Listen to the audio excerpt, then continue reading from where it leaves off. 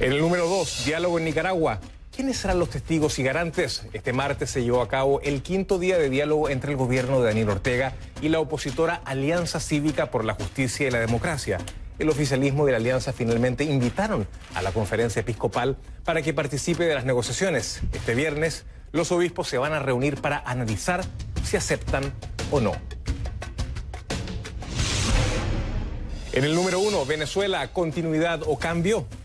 El día en que el chavismo conmemora el 6º aniversario de la muerte de Hugo Chávez, justamente ese día Juan Guaidó, quien se declaró presidente interino de Venezuela, siguió presionando al gobierno de Nicolás Maduro. Esta vez apuntó al sector público. Tras reunirse con los 5 centrales de trabajadores más importantes del país, Guaidó anunció un paro escalonado de empleados públicos. No detalló cuándo.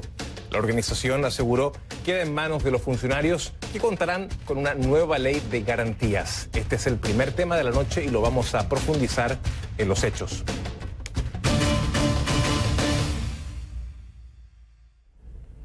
Les pido que a partir de este momento me acompañen utilizando la etiqueta numeral Conclu VZLA Crisis. Numeral Conclu VZLA Crisis. Recuerden que recibo todos sus comentarios en mi cuenta en Twitter, que es @JosemanuelCNN, @JosemanuelCNN.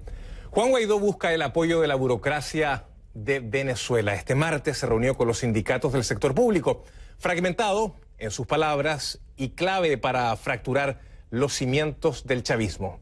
Tras el encuentro, el también presidente de la Asamblea Nacional anunció un paro escalonado en el sector público y una nueva ley de garantías. Guaidó también aprovechó para denunciar el sueldo irrisorio que reciben los funcionarios y las presiones a las que son sometidos, obligados, aseguró, a participar en actos de carácter político. La persecución no es nueva, tiene años pasando.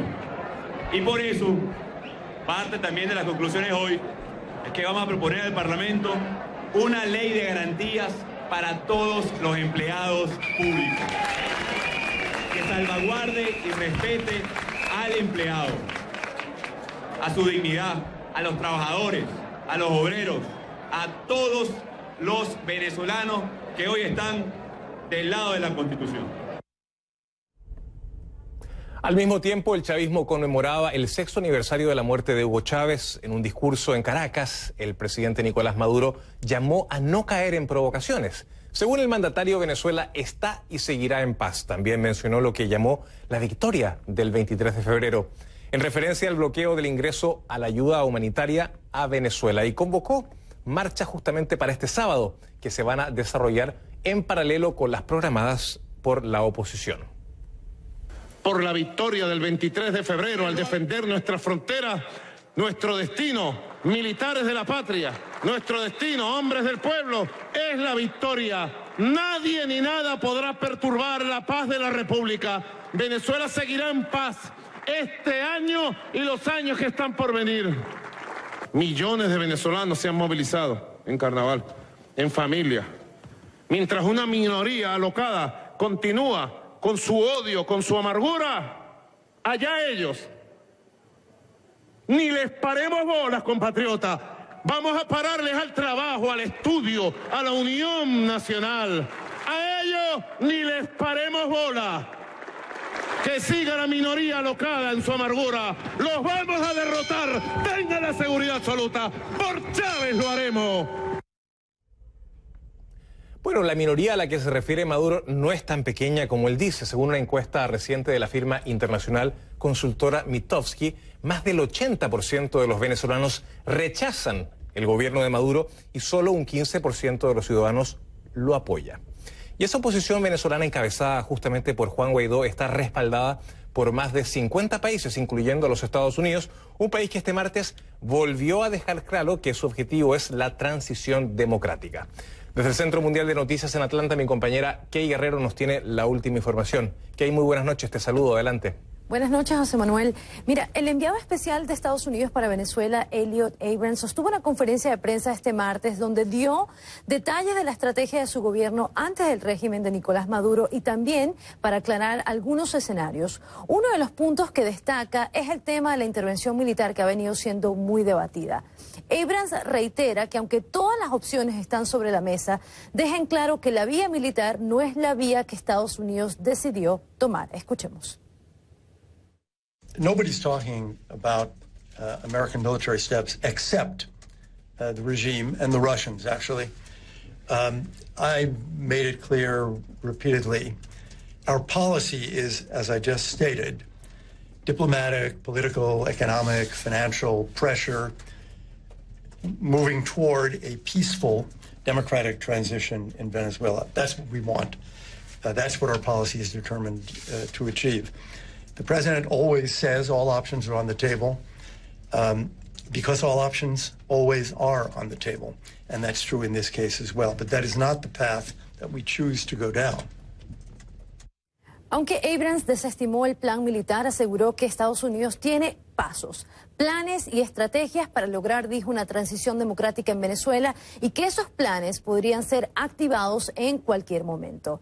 También hizo referencia a la actuación de los grupos colectivos alineados con el régimen de Nicolás Maduro, asegurando que estas bandas armadas actúan como entes paramilitares, sobrepasando incluso las funciones de las Fuerzas Armadas, y que este punto es parte de la conversación que Estados Unidos mantiene con los uniformados dentro de Venezuela, para que sean ellos, dijo, quienes frenen a los colectivos. De lo contrario, establece Abrams, el país no tendrá estabilidad. There will be no stability and rule of law in Venezuela in the future if armed gangs replace the military as an institution. That is something that we are arguing to the Venezuelan military. It's time for them to stand up for the Venezuelan Constitution, for the rule of law, and against these kinds of armed gangs that are being built and promoted and expanded by the Maduro regime. Maduro y sus allegados han negado que los grupos colectivos en Venezuela estén armados o que cumplan con funciones paramilitares. Sin embargo, las acciones de estos grupos han sido documentadas por años y la evidencia recolectada por distintos organismos internacionales, entre ellos Human Rights Watch, contrarresta la versión oficial. Por último, Abrams habló sobre el Vaticano, asegurando que Estados Unidos está en contacto con la Santa Sede y adelantando que pronto podrían tener un rol que desempeñar en todo esto de la crisis venezolana. Al ser consultado por la prensa sobre la posibilidad de Nicolás Maduro como candidato en unos próximos comicios presidenciales, Abrams dijo que eso sería un regalo porque la popularidad de Maduro está por el piso, pero dijo que desde el punto de vista de Estados Unidos es difícil concebir que, y citamos, un dictador como Maduro pueda jugar un papel en el futuro de la reconstrucción de Venezuela. José Manuel. Muchísimas gracias, Kay, por tu completísimo informe. Era Kay Guerrero, en vivo desde el Centro Mundial de Noticias en Atlanta. Y justamente de todo esto y lo que hablaba Kay, vamos a hablar con uno de los protagonistas de la jornada.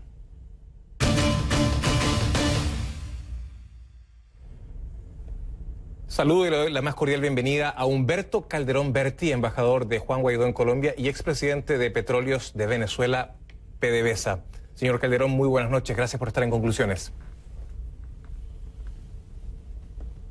Buenas noches, José Manuel. Juan Guaidó ha optado por sumar a los sindicatos, ha optado por la movilización social en esta nueva etapa tras su regreso a Caracas. Está llamando a otros actores a que den la cara. ¿Esta diría usted que es una estrategia nueva? ¿Cuál es la apuesta que está tratando de elaborar Juan Guaidó a partir de esta medida? ¿De alguna forma quiere paulatinamente paralizar al sector público, al país? Bueno, el presidente Guaidó tiene una tremenda aceptación a nivel internacional, hay mucho apoyo internacional y hay mucho apoyo a nivel nacional. Ahora, todo es parte de una estrategia para ir configurando un gran bloque para presionar al gobierno y que una vez por todas Nicolás Maduro se vaya de la presidencia y que está usurpando en estos momentos. Ahora, el gobierno está ignorando a Guaidó, no lo llama por su nombre y quiere seguir básicamente con su relato sin nombrar al adversario, sin referencia alguna. ¿Puede Nicolás Maduro navegar políticamente sin referencia a Guaidó ni a quienes se lo oponen? Es imposible, imposible. Vean ustedes la reciente gira que acaba de hacer el presidente Guaidó por algunos países de América Latina. Participó en la reunión del Grupo de Lima acá en Bogotá, luego visitó varios países de América Latina, recibió un trato de jefe de Estado reconocido por los principales países de la región, y eso sin duda tiene que estar afectando al régimen de Maduro y a Maduro en especial, que no es reconocido prácticamente por ningún país de América Latina de significación e importancia, y le quedan muy pocos aliados a nivel internacional. Que Maduro no me haya detenido muestra debilidad. Esto justamente lo ha dicho Juan Guaidó al diario La Nación de Buenos Aires en el día de hoy. Le pregunto, ¿no es una frase muy desafiante en contra del régimen? ¿No es una frase, digamos, arriesgada que lo podría eventualmente poner en un lugar bastante complicado? Es la realidad. Si se hubiese atrevido el régimen a apresar al presidente Guaidó, hubiese tenido encima, de frente, a toda la comunidad internacional. Los más diversos presidentes de la región y del mundo y la Unión Europea habían dicho de forma categórica, contundente, que si el régimen se atrevía a apresar al presidente Guaidó, iban a haber otras acciones, sin duda, mucho más fuertes que las que ha habido hasta estos momentos. Ahora bien, Guaidó dice que básicamente el gobierno de Maduro está ahogado en contradicciones y por esas contradicciones que existen no lo habría detenido. Mi pregunta es, ¿quiénes son los que se contradicen en el gobierno de Maduro? Bueno, hay diversos sectores, todo el mundo sabe que hay diversos grupos dentro de la estructura del régimen, ¿no? Está el grupo de Maduro, el grupo de Diosdado Cabello y otros grupos, y lo mismo está pasando dentro de las Fuerzas Armadas. Hay diversos grupos dentro de las Fuerzas Armadas y hay una desconfianza feroz entre todos ellos, dentro de las Fuerzas Armadas y dentro del régimen. Todos tienen desconfianza de todos. Y vean ustedes la evidencia de la desconfianza y sobre todo el temor de lo que se le viene encima, que la gran mayoría de los jerarcas del régimen han sacado a sus familiares para el exterior, para Europa, algunos hasta para China, otros hasta los Estados Unidos, que es una cuestión contradictoria. Se llena la boca atacando a los Estados Unidos y a ellos les encanta estar allá en el territorio americano, hacen grandes inversiones en los Estados Unidos y en Europa, y francamente uno no logra entender cómo atacando tan ferozmente al establecimiento democrático mundial, pues básicamente no se van a Irán, no se van a Bielorrusia, sino que se van a los países de Europa occidental y a los Estados Unidos. Juan Guaidó dice también que, en esta entrevista que cito en el periódico La Nación de Buenos Aires, que la clave para lo que él llama el cese de la usurpación es el rol que pueden jugar las Fuerzas Armadas, que no actuaron, según él dijo, el día lunes, ni tampoco durante el 23 de febrero. ¿Por qué, si la cúpula militar sigue fiel a Maduro, Guaidó sugiere que el poder militar todavía podría fracturarse? ¿Cuál es el llamado factor X al cual, digamos, está aludiendo Juan Guaidó en esta entrevista en el periódico La Nación de Buenos Aires, que podría marcar esa diferencia? Las Fuerzas Armadas venezolanas tienen todavía muchos militares institucionales en su seno. La cúpula está comprometida con el régimen. Desafortunadamente han desatendido los llamados a que se pongan del lado de la Constitución. Inclusive se les ha ofrecido garantías para que puedan salir del país ellos y sus familiares y no ser objeto de persecuciones de ninguna especie. Lo que nosotros queremos producir es una transición sin derramamiento de sangre, que realmente se pueda producir una transición pacífica, y eso va a depender esencialmente de la postura que tomen las Fuerzas Armadas del país. Guaidó también ha llamado a movilizaciones. La primera, tras su regreso a Caracas, está pautada para este sábado próximo. No es fácil, para nada fácil, mantener a la gente en la calle. Ya se han visto experiencias anteriores, por ejemplo, cito el año 2014, pero el impacto económico que tendrán las medidas, justamente las sanciones petroleras en el ciudadano de a pie, ¿cree usted que es lo que eventualmente puede hacer que estas protestas se mantengan vivas en el tiempo? Bueno, se van a mantener, entre otras cosas, porque el país está hastiado del régimen. Vean cuál es la situación que se vive en el territorio nacional. No hay alimentos, no hay medicina, hay una inseguridad pavorosa. La gente no tiene que comer. ¿Y qué le queda al país? Protestar, hacer presión para que realmente las Fuerzas Armadas tomen una determinación de por ese lado la Constitución. Es el único soporte que le queda al régimen. No tiene apoyo internacional, no tiene apoyo de las bases populares venezolanas. Lo que le queda son reductos dentro de las Fuerzas Armadas que en un momento determinado, cuando la gente menos piense, pues van a dar el viraje y se van a poner al lado de la gran mayoría de la población venezolana. ¿Qué va a pasar con los militares venezolanos que están hoy día en Colombia? ¿Qué va a pasar con su estatus migratorio? Le pido que me lo responda al regreso de comerciales, porque en instantes vamos a continuar esta charla con Humberto Calderón Berti, embajador de Juan Guaidó en Colombia, por supuesto, después de la pausa. Venezuela, ¿cambio o continuidad? Y también, diálogo en Nicaragua, aprobada la hoja de ruta. ¿Qué es lo que sigue? Se lo vamos a contar también.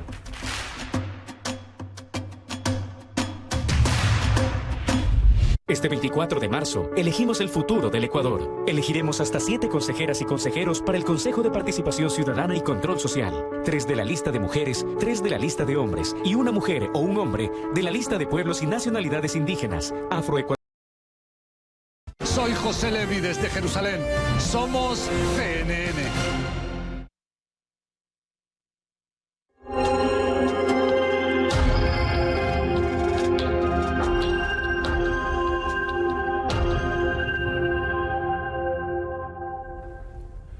Continuamos conversando con Humberto Calderón Berti, embajador de Juan Guaidó en Colombia y también expresidente de Petróleos de Venezuela, PDVSA. Le preguntaba antes de ir a la publicidad, señor embajador, básicamente, ¿qué es lo que va a pasar o qué es lo que está pasando con los militares venezolanos que emigraron a Colombia? Colombia entiendo que estaría por regularizar su estatus migratorio. ¿Qué nos puede contar sobre esto?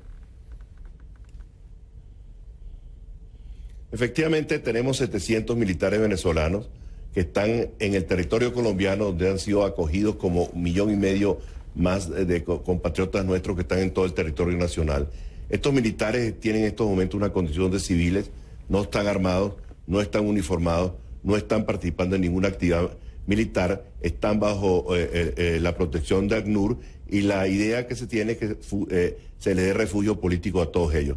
Van a estar concentrados trabajando en tareas humanitarias y participando en la atención de los grupos de migrantes venezolanos que hay, que están pasando por la frontera.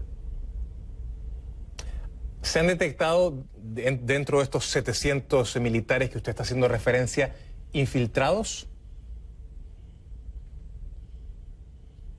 Evidentemente que sí, ¿no? No son muchos, son la minoría, pero hay infiltrados como en todas partes. Aquí en Bogotá hay muchos infiltrados entre los migrantes. En todos los segmentos de la sociedad colombiana donde hay venezolanos, pues evidentemente que hay infiltrados, pero son detectados adecuadamente por la gente que está allá, los oficiales y los compañeros compatriotas militares en condición de civiles que están en estos momentos en la frontera. Casi todos ellos son de la Guardia Nacional, por cierto, y que nosotros lo que estamos haciéndole es un llamado a los integrantes de las Fuerzas Armadas que se queden dentro del territorio nacional, porque su participación en la reconducción de la situación actual del país y en la reconstrucción del país va a ser determinante, sobre todo en los aspectos relacionados con la gobernabilidad. Ahora bien, cambiando de tema, Estados Unidos a través de Elliot Abrams, lo decía mi compañera Kay Guerrero anteriormente, ha dicho que la estrategia de Washington es diplomática, política, de presión económica para lograr una transición política y que la opción militar no es prioridad, pero que debe estar sobre la mesa, como lo han dicho varios funcionarios y también lo ha dicho el presidente Donald Trump. ¿En qué momento esa opción militar, según usted, podría llegar a activarse? No me corresponde a mí decirlo, ¿no? Le correspondería decir a quienes están hablando de esos temas. Nosotros preferimos una solución pacífica, básicamente con la participación de nuestras propias Fuerzas Armadas, que son uno de los últimos reductos que les queda al régimen dentro del territorio nacional. Además de visibilidad, ¿qué le puede aportar una mini gira a Europa a Juan Guaidó, que es algo que entiendo que se está planeando para un plazo bastante cercano. Perdón, repite la pregunta que no la escuché. Sí, le decía que además de visibilidad, ¿qué le puede aportar una mini gira a Europa a Juan Guaidó, que entiendo que es algo que se está planeando en un plazo muy cercano? Bueno, yo creo que la reconstrucción del país va a requerir de la participación importante, significativa, no solamente de la comunidad de países de América Latina, sino también de Europa. Recuerden que el país está en el suelo. El sector agropecuario no produce alimentos, muy pocos. El sector eléctrico, los servicios en general, los puertos, aeropuertos, las carreteras, los institutos educacionales, los hospitales, la industria petrolera, todo ello pues conlleva de que en las tareas de la reconstrucción nacional es necesaria una participación activa de muchos países del mundo que puedan aportar un grano de arena en lo que es una tarea gigantesca para ser enfrentada solamente por nosotros los venezolanos. Humberto Calderón Berti, embajador de Juan Guaidó en Colombia, muchísimas gracias por estar esta noche en Conclusiones. Muy buenas noches y gracias. Gracias a usted. Ya regresamos con Nicaragua, nuevo intento de diálogo entre la oposición y el gobierno. Ya hay una hoja de ruta de la negociación. Al regreso le contamos todos los detalles.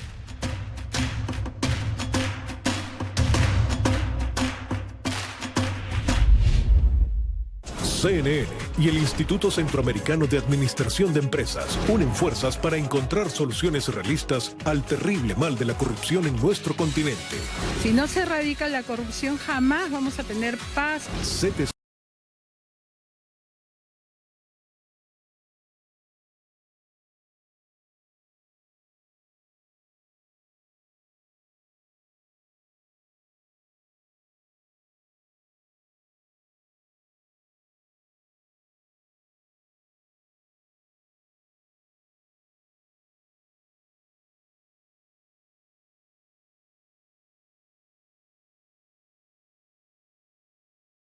El diario indica que el abogado de la Comisión Jurídica Washington. Bueno, y el anuncio de Estados Unidos de que implementará parcialmente el título 3 de la ley Helms-Burton, que permitirá a muchos estadounidenses demandar para reclamar sus propiedades en Cuba, ha generado diversas reacciones. Esto tanto entre quienes podrán demandar como en el gobierno de Cuba. Ana María Mejía nos muestra.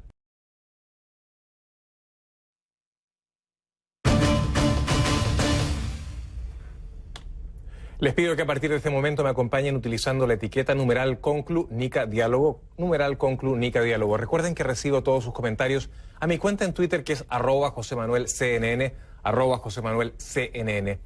Terminó en Nicaragua la 5ª jornada de diálogo entre el gobierno y la oposición, y ya se aprobó la hoja de ruta de esta negociación. El siguiente paso será la discusión de la agenda. La Iglesia, que este lunes había tomado distancia del proceso, evalúa si va a participar en el diálogo tras recibir la invitación de ambas partes para justamente participar en calidad de testigo y acompañante. La conferencia episcopal se reunirá este viernes para decidir si lo hará o no. Sin embargo, ya han puesto algunas condiciones. Debe haber una voluntad real de dialogar y de hacer también concesiones. Vamos con Mario Medrano en directo desde Managua. Mario, ¿qué tal? Muy buenas noches. Un cierto avance, al menos ya se ha hecho la invitación formal a la Iglesia para que tenga algún tipo de rol. Te saludo, buenas noches. Muy buenas noches, José Manuel, un verdadero gusto saludarte desde la ciudad de Managua.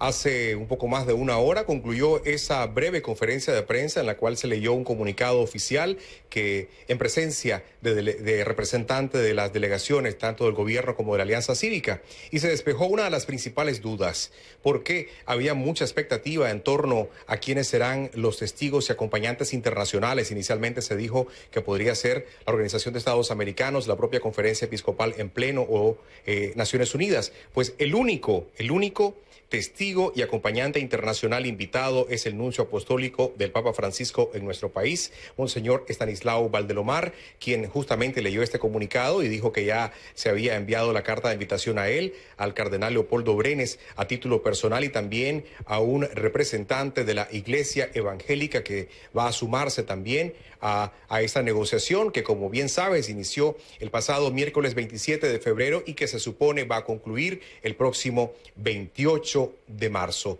Hoy también se firmó la hoja de ruta, que son aproximadamente 16 puntos en los cuales se expresa la metodología, el orden, la hora de llegada, la hora de salida, los tiempos de intervención y cómo van a estar conformadas cada una de las delegaciones. Una vez aprobada esta hoja de ruta, pues lo que queda es iniciar el proceso de la selección y definición de los temas que entrarán en esta negociación. Pero ¿qué te parece, José Manuel, si escuchamos un poco lo que nos decía Monseñor Estanislao Valdelomar en torno a estos garantes internacionales, que es el mismo, y garantes nacionales, que es un invitado de la Iglesia Católica y uno de la Iglesia Evangélica, con 2 asesores cada uno? Escuchemos.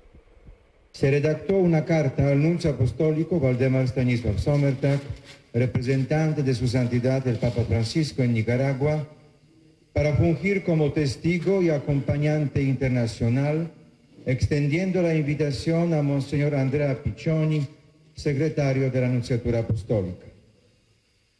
Se redactó otra carta a su eminencia reverendísima el señor cardenal Leopoldo José Brenes Solórzano, arzobispo de Managua y presidente de la Conferencia Episcopal de Nicaragua, invitándolo como testigo y acompañante nacional titular, extendiendo la invitación a 2 asesores. Se redactó una tercera carta al pastor Ulises Rivera, coordinador de pastores interdenominacionales unidos por la nación, para incorporar la participación de la Iglesia Evangélica como testigo y acompañante nacional, extendiendo la invitación a un titular y 2 asesores.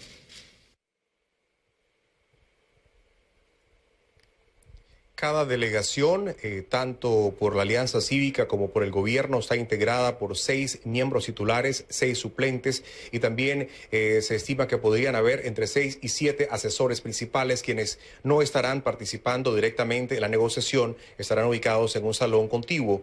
También se ha establecido que el trabajo se va a realizar en las instalaciones del INCAE, que habrán oficinas adecuadas para poder hacer ese trabajo, que se realizará de lunes a viernes, en la mañana hasta las 4 de la tarde. Cada participación por cada parte contará con 3 minutos de duración, y también se van a redactar normas de conducta para evitar cualquier tipo de falta de respeto en el transcurso de esta negociación, con la que esperan de alguna forma resolver de forma pacífica toda la crisis sociopolítica que vive Nicaragua desde el año 2018, abril de 2018, y que ha dejado, de acuerdo a organismos internacionales de derechos humanos, 325 muertos y, de acuerdo al gobierno, 199 muertos. Se espera que esta negociación, como ya lo dije, concluya el próximo 28 de marzo y que se firmen acuerdos definitivos para poder resolver esta situación de Nicaragua, José Manuel.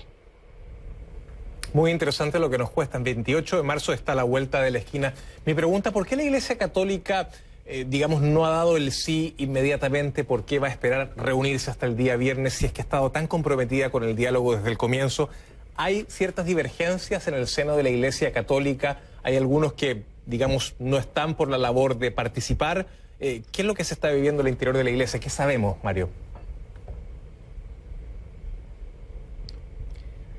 Desde el punto de vista del secretario de la Conferencia Episcopal, Monseñor Juan Abelardo Mata, quien respondió a medios nacionales, justamente él decía que necesitan reunirse el próximo viernes para poder analizar bien esta invitación. También él ha expresado a través de entrevistas anteriores, entrevistas recientes que han sido difundidas tanto en periódicos como en redes sociales, que la Iglesia no está para prestarse a ningún diálogo armado previamente, y que definitivamente se requiere de una auténtica voluntad de dialogar.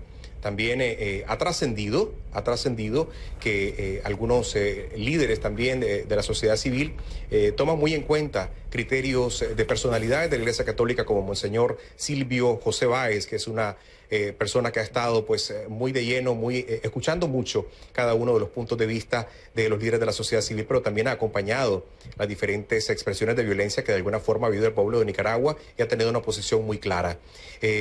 supongo que habrá una reunión a fondo para definir específicamente si aceptan o no ese papel. Ya no son mediadores, está claro.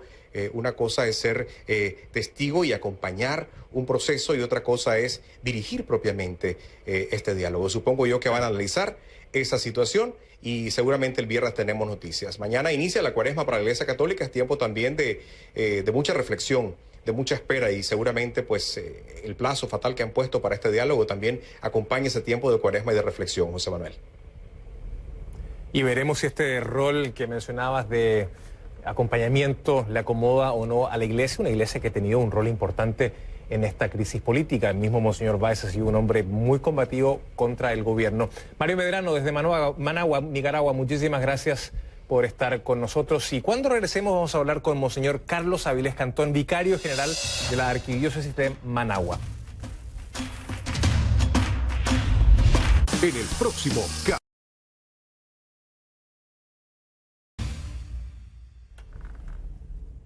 Le doy la más cordial bienvenida a Monseñor Carlos Avilés Cantón, vicario general de la Arquidiócesis de Managua. Monseñor, buenas noches, gracias por estar con nosotros. En conclusiones, básicamente, bueno, la Iglesia ha sido invitada en calidad de acompañamiento a este rol que eventualmente podría llegar a tener en esta mesa de diálogo. ¿Hay divergencias dentro de la conferencia episcopal a la hora de si aceptar o no? ¿Y de qué se tratarían estas divergencias? ¿Hay gente dentro de la Iglesia y obispos que no creen en el diálogo? No se trata de eso. Lo que pasa es que ahorita esto era una negociación previa. El señor cardenal pidió no participar a nivel personal. Él quiere participar a nivel de conferencia episcopal. Entonces él pidió a los participantes en esta mesa de negociación que si hacían una invitación especificaran a quienes invita y en calidad de qué. Entonces esa invitación está. Yo creo que ahorita nuevamente los obispos tendrán que reunirse y decidir pues si participan o no y quiénes serían pues y en calidad de qué participan. ¿Cómo calificaría la actitud del gobierno en esta oportunidad en el marco de esta nueva etapa de negociación? ¿Cómo calificaría esa voluntad? Bueno, yo la calificaría un poquito forzada, porque pues soltar 100 detenidos pues es un gesto de buena voluntad, pero son muchos más los que están detenidos, es mucho más lo que el pueblo espera, y no solo con los detenidos, sino con la libertad de expresión, la libertad de los medios de comunicación. Hay canales cerrados, hay periodistas presos, hay periodistas. Hay un ambiente de represión, la policía en las calles todos los días tendida con armas de alto calibre, antimotines. Entonces todo eso produce temor, y por consiguiente pues las personas así atemorizadas, pues la economía quebrada y entonces el gobierno está de una manera forzada haciendo este diálogo, pues no de la mejor manera, entonces está difícil. Pues tenemos esperanza, pues nos alegra cualquier ruta que se abra, pero vemos que la actitud del gobierno pues es un poquito forzada. ¿Qué le pediría la conferencia episcopal al gobierno de Daniel Ortega hoy día, aquí y ahora? Mire, yo soy asesor, ¿verdad?, únicamente del arzobispo de Managua, pero el sentir de la conferencia pues también es el sentir de todo el pueblo, pues necesitamos democratizar el país, necesitamos tener paz, necesitamos libertad, no queremos presos políticos, necesitamos libertad de expresión, libertad de manifestaciones cívicas, pacíficas, para poder llevar adelante pues el desarrollo del país como deseamos, cada quien en su sector. Eso es lo que se espera pues del gobierno y no actitudes así agresivas, represivas o de intimidación. O pues de situaciones así como esta que están supuestamente en unas negociaciones y te ponen una ley de impuestos ahí que ahoga más la pobre economía del pueblo. Y si estás negociando y ya estás poniendo unos términos y unas condiciones así, estás ahogando más. Tengo muchos amigos que ya sus pequeños negocios han quebrado y también gente pobre que me dice la lista, todos los bienes que van a subir, todos los artículos de primera necesidad que van a subir. Entonces, ¿cómo negociar así ahogado un país quebrado? Eso es lo que los obispos piden, pues ciertamente seguridad y tranquilidad para evangelizar y para cambiar pues el país, ¿Usted cree las que instituciones democráticas. Claro. ¿Usted cree que no se debió haber aceptado presos políticos a la hora de negociar? ¿Cree que ha sido un error por parte de la Alianza haber aceptado negociar habiendo presos políticos en las cárceles? No emitiría un juicio a ese respecto. Para mí, un prisionero político, un ser humano, no se negocia. Para mí es una situación que previamente no debieran existir ningún detenido por causa de haber participado en una protesta cívica, o un periodista prisionero, o periodistas en el exilio, o canales de televisión cerrados, o los diarios les tienen retenidos las tintas y los papeles ahí en la aduana. Entonces, eso no debería de ser, de base, pues eso no debería de ser. Ahora, los seres humanos no se negocian, pues, están gente detenida y esos deben estar libres, porque es una gran injusticia lo que está haciendo. Ahora bien, yo recibo muchos comentarios en redes sociales de nicaragüenses. Algunos de ellos, no pocos, me dicen que no confían en el diálogo como instancia que permita superar la crisis. ¿Qué mensaje usted le da a los nicaragüenses que a esta hora, hoy día, no confían en el diálogo político? Bueno, nosotros, para evitar mayor violencia y para evitar guerras, pues que no se den revueltas, nosotros siempre hablamos de diálogo, de hablar. Es necesario que las personas hablen. Ahora, el Papa ha dicho que deben ser negociaciones transparentes sobre la mesa. Y cuando ha dicho a los obispos, no ahora, sino desde hace muchos años, el Papa ha dicho, cuando participe en una negociación, que sea transparente, que toda la gente se dé cuenta de lo que está pasando. Nada de negociaciones escondidas u oscuras ahí debajo de la mesa. Entonces, ese es el riesgo que se corre y y siempre vamos a insistir pues en el diálogo como medida para evitar la violencia. Esto no quita que se señalen las injusticias y que se diga pues esto está mal hecho, esto es incorrecto. Eso es parte también del dialogar y del hablar. Para terminar, ¿usted cree que la justicia transicional va a estar presente en esta mesa de negociaciones? Me queda apenas un minutito para irme, monseñor. Bueno, es la esperanza que tenemos que se regresen todas las instituciones del país y parte de ello es todo el aspecto legislativo, todo el aspecto de justicia, todo el aspecto de derechos humanos. Todo ello es necesario restituirlo porque ahorita no están al 100%, ¿verdad? Ahorita no existen esos derechos, no existe esa justicia. Entonces es necesario restituirla, ciertamente. Pues. No sé hasta qué punto se pongan en una mesa de diálogo o sean puntos de dialogar. Hay cosas que no se pueden negociar, como son los derechos humanos, repito, como es la justicia. Entonces, eso debe ser siempre claro.